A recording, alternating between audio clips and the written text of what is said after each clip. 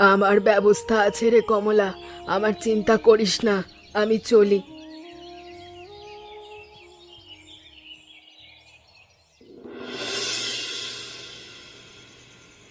শোনো না, একটা কথা বলবো তোমাকে, রাগ করবে না তো?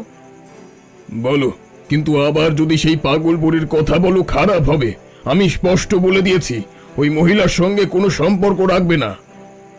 তবু শোনো না একবার, আজ পুকুর ঘাটে আমার জন্য কেমন সন্দেহ হলো, বুড়ির কথা যদি সত্যি হয়।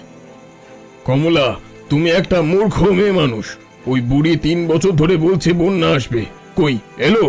প্রতি বছর একই কথা বলে আর প্রতি বছর কিছু হয় না।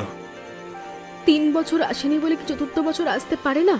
ছোট ছোট ছেলে মেয়ে আছে গ্রামে, আমাদেরও তো সন্তান আছে।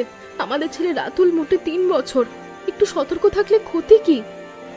ক্ষতি হলো একজনের ভয় 10 জনের ছড়ায়।